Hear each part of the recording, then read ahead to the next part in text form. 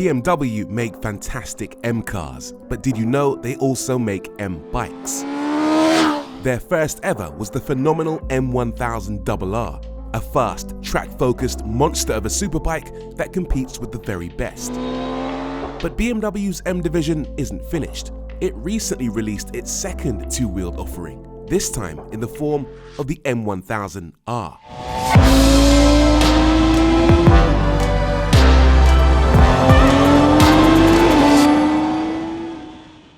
So, what on earth are we dealing with here? Well, the M1000R is what you might call a super naked. No, get your mind out the gutter. It's basically like a superbike, but with a bit less fairing, a bit less bodywork around its face. Whereas the M1000RR was a sleek and stealthy superbike, the M1000R is a bit more chilled out. It has a totally different shape and riding position. In fact, looking at it, you might think it's a bit more laid back, apart from one thing, the engine.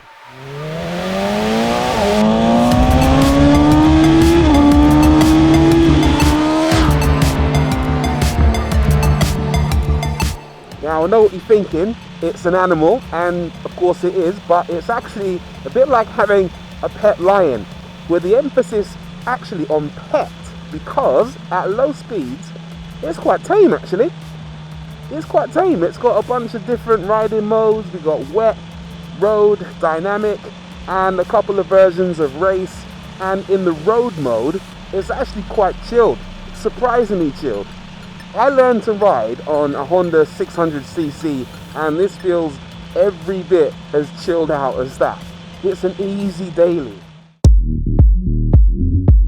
But even though it might have a somewhat domesticated side, there is still a wild side to this lion. Twist the throttle and it is savagely fast. All right, let's wind it on and see what it does. Oh my, yes! Whoa, this thing is frighteningly fast. I'd love to tell you how fast it is, but I'm not sure that words actually do it justice. It's outrageous. 207 horsepower. 113 newton meters of torque. That's massive for a super naked. Massive for any bike, period. The thing revs to 14,000 RPM. But the reality is that it's already doing terrifying speeds by the time you reach 5,000 RPM. By the time you get to 10k, if you're brave enough to take it there, then you are in for a wild ride. Literally. Every time I twist the throttle, I feel like I'm going to fly off the back of the thing. Wow! To put the M1000R's power into context, the bike weighs 199 kilograms. So with its 207 horsepower, it has a power to weight ratio of better than 1:1. There is no production car on the planet that can match that. Alright, let's talk about performance figures now. 0 to 62 takes 3.1 seconds. Quarter mile, 10.2, and flat out it will do 190 miles an hour.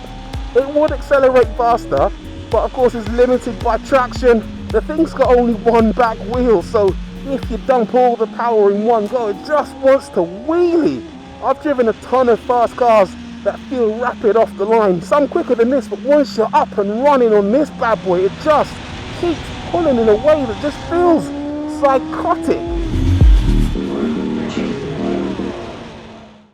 So, what is it that makes the M1000R such a pussycat when you do this, but such a frothing lunatic when you do this? Well, a few reasons, one of which is the engine, of course. This thing is a 999cc inline 4-cylinder, but with BMW's shift cam technology, which works a bit like Honda's VTEC. In other words, when you're operating at low revs, the lobes on the camshaft open the cylinder by a small amount, allowing a small amount of air into that cylinder for better torque and fuel economy. But at high revs, it shifts to a different set of lobes which open the cylinders even more for a bigger bang and more power. And it works very, very well. The other thing they've done is they've changed the rear sprockets. They've gone up from 45 to 46 teeth and changed the gear ratios in 4th, 5th and 6th gear. Different gear ratios allow for much better acceleration. The other thing they've done is they've changed the exhaust. Now you get a lovely titanium finished Krapovich rear silencer with this nice carbon fiber effect on the back, and it's got new exhaust valve springs and exhaust cam profiles. We're getting very geeky today, I know, but I want to hear how it sounds. So the bike has keyless start. You don't need to put the key in it. You just have to stand near it with the key in your jacket pocket, stand it up, press the power button, hit start, and off it goes. I'll give you a little rev for you.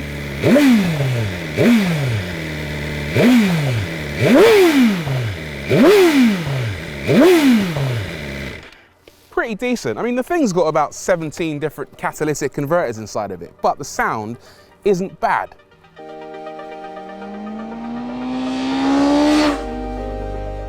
I also think it's a really good looking bike. Everywhere you look, there's something interesting to see. For example, down here, there's a blue spring that matches the blue on the BMW M livery absolutely perfectly. Over here, you got these front wings. They look like they're just for show or to chop people's legs off, but actually they add 11 kilograms of downforce at around 136 miles an hour. So the riding position is a lot more upright, not quite sit up and beg, but it takes the pressure off your wrist slightly. And this bike has an absolute ton of features. So there's heated grips, for example, a must in the UK. And then on the left-hand side, you've got cruise control, believe it or not, and also a menu button for cycling through the various settings in this lovely digital dashboard. And that goes a long way to customizing your experience when you're riding it on the road. So it includes things like navigation, media playback, and also all your regular riding data that you might want to take a look at. The other thing the bike has is these folding levers up here for the clutch and brake pedal. And I think the idea behind that is if you were to drop the bike, you can see that each of these tips has a slight dint in them, and that means that those would actually break off. They're sacrificial tips, but to avoid that happening, you fold them up out the way and the levers will be completely safe. I just think it's a fantastic bike to look at. Really good. What's it like to ride? Now, as I alluded to before, it seems to be a bit of a bike of two halves really. Terrifying and terrific, depending on what you want. First time you get on the bike, you actually might feel convinced that it's a bit overrated or that there's something wrong with it because it's pretty chilled out. And I actually really respect that because normally superbikes tend to be mainly fun when you're riding like a nutcase. This is actually fun at lower speeds. The riding position is fairly relaxed. There's a lot less strain on my wrists than BMW superbikes. The seat isn't too bad in terms of comfort. The pegs are a little bit far back if you're looking for ultimate comfort. And the dampers do have a pretty firm ride. And of course the engine does vibrate a fair bit, I'll say that, which means that your mirrors, which are pushed out quite far to the edges of the handlebar, do shake quite a lot to the point where you can't actually see anything in them. But it is a usable bike. The steering is very light and the bike itself feels quite agile at low speeds. It's quite easy to control even if you're not that experienced. Naturally, the M1000R comes packed with all the safety aids you could wish for. ABS ensures you can slam on the brakes with confidence, even when cornering. There's a dynamic traction control system that helps you stay safe or reduce the level of assistance on track. And there's even a brake slide assist feature that lets you maintain brake slides at a set angle. And all of those safety aids come in pretty handy when you decide to get a bit brave and just wind the throttle on. Jesus! Now, I know I've got the safety systems helping me out, but it is quite scary. Put the power down out of a corner when you can really feel the front wheel get light. Those front wings are doing nothing, trust me. It's like they're just there to look good. I might not be doing a wheelie, but it feels like it, wow. Now this gearbox, definitely one of my favorite bits about the bike. The quick shifter is just magic. You don't need the clutch at all. You just kick the lever with your left foot and it just fires up and down the box. Yeah, this is one of the best that I've used actually. And the brakes, epic. Yeah, for all my car people out there, these things don't stop quite as well as a car, by which I mean a lot more can go wrong when you're braking hard, but they are strong and you can really feel the ABS doing its job.